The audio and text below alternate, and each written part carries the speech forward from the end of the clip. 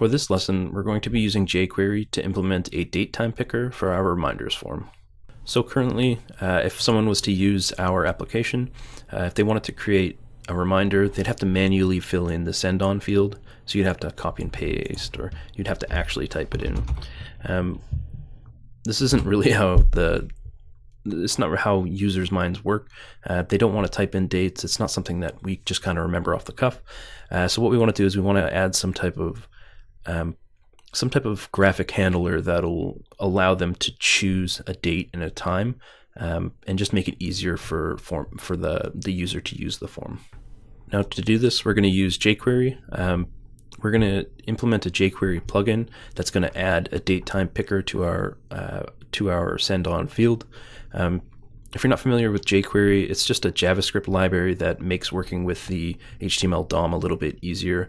We're not going to get too deep into jQuery. Really, we're just going to implement the library, and you'll get to see how that works. So I've already picked out a JavaScript or a jQuery plugin for this. So what we'll do is we'll just implement the plugin. So the first step is that we're going to need to download the plugin and add it to our project. So we'll switch over to our shell, and I'm going to go into let's see here. I'm going to go into our static folder.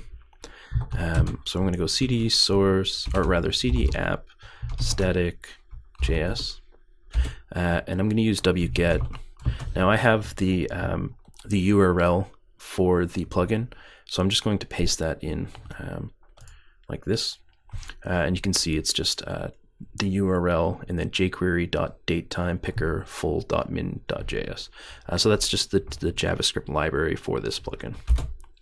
So go wget, I'll do an ls to check that it's there, and I'll just cat it out just to see that it worked. Yeah, you can see that's all JavaScript, compressed JavaScript, or minimized JavaScript rather. Okay, so we have our JavaScript file. Now the other thing that this comes with is a CSS file.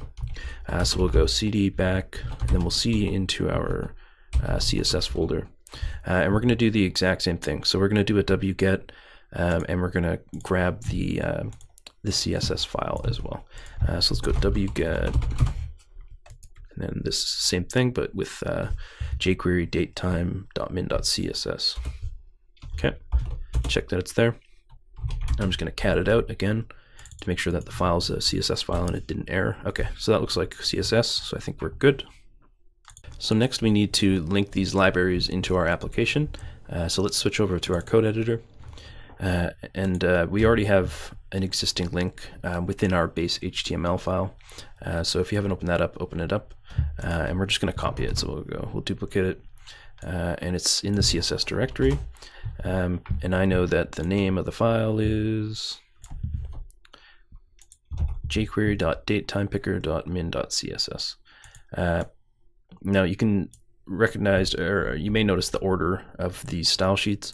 We always want to keep our custom style sheet rendered last. You should have a little bit of knowledge about cascading style sheets and how they work. But basically we want to make sure that our custom styles gain priority, so that's the last file that's defined. So now we'll go and we'll link our JavaScript library. So we'll come down here. We have some existing ones, so again we'll just copy these. So I'll duplicate it and get rid of this source. We're going to change that to our static folder, and it's going to be JS, and then it's going to be the name of the jQuery file that we just downloaded, which is jQuery.datetimePicker.full.min.js. Again, this is not it's not a cross-origin script. It's not external, so we can just get rid of this. There we go. Now, one thing to keep in mind here, because this is a jQuery plugin, that means one of the dependencies for it is jQuery itself. So as long as you make sure that the jQuery library is loaded before the plugin, you should be fine. If we were to take it out and we were to put it up here, you would get an error because jQuery isn't loaded yet and it's a dependency. So we'll just go back and make sure that it's at the bottom, and that's the safest way to approach it. So let's switch over to our browser and just check that there's no errors after linking our libraries. So I'm going to go to console and then refresh, and I don't see any errors, so chances are it's working. I'll just double check the source just to make sure. Okay, looks like it's being linked in properly for the CSS, and we'll just double check the JS as well. There you go. So you can see it looks like it linked in appropriately. So the next step is we need to create a custom JavaScript file where we can call our jQuery plugin and set it up. So let's switch over to our code, and then we want to go to we want to create a file. So we'll go into our static directory, our JavaScript folder, and we'll create a new file, and we'll call it scripts.js. That's just a common naming convention, but really you could call it anything you want. Now, before we make any changes to our scripts file, let's link it in our base template.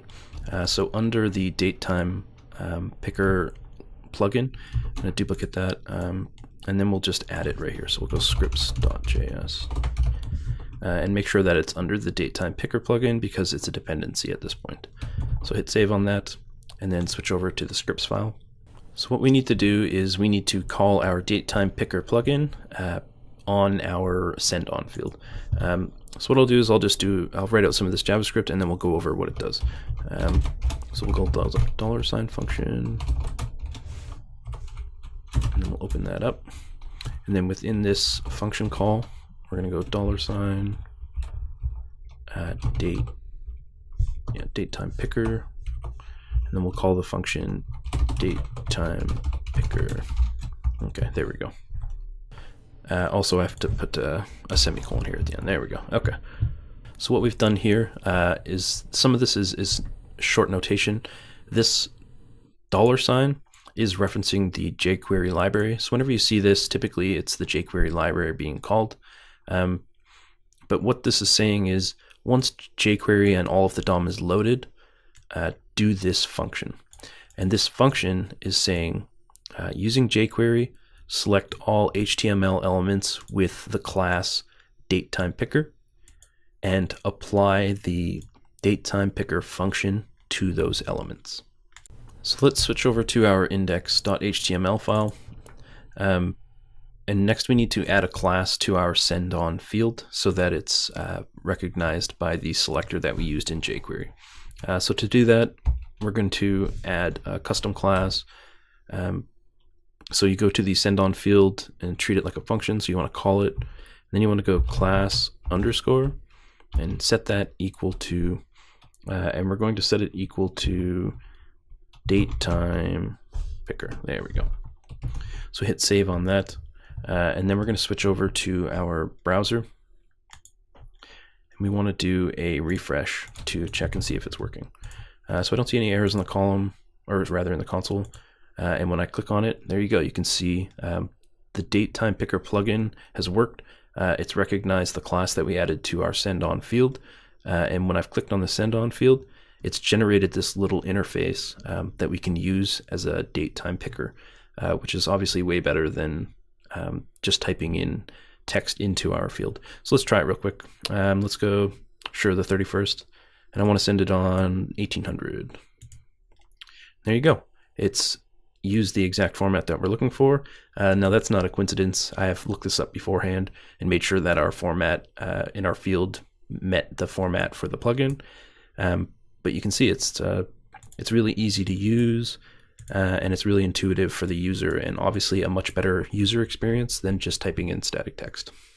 So let's try our workflow just to make sure everything's working the way we'd like it to. Let's create a reminder. So I'll go. Let's just get rid of this entirely. There we go. So let's go. Don't forget to buy some Christmas gifts. And then we'll go send on, and we'll scoot over to December 1st. We don't want to go any further than that without buying our Christmas gifts. So we'll click the 1st, and let's say we want it around lunchtime.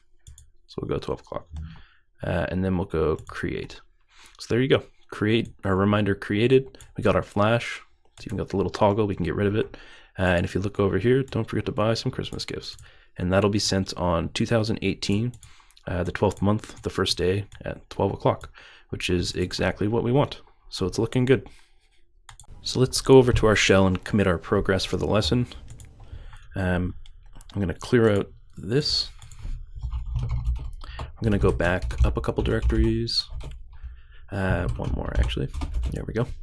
And we'll do our git status. See what we changed. We changed the base template, the index template. We added a jQuery, or rather a datetime picker file, both in the CSS and JavaScript. So yeah, let's add all that. Go git add dot. Do another git status. Okay, cool. Looks like it's all staged. So we'll go git commit, and for our message, we'll say added datetime picker jQuery plugin to application. Okay, looks good. So that's it for this lesson. We implemented a jQuery datetime picker plugin, and we added it to our user interface, and it's looking great. And our application's really starting to look a lot better. In the next lesson, we're going to dive into Jinja 2 template macros. We're going to use macros to refactor our form handling logic within our index template and get a feel for how those macros work.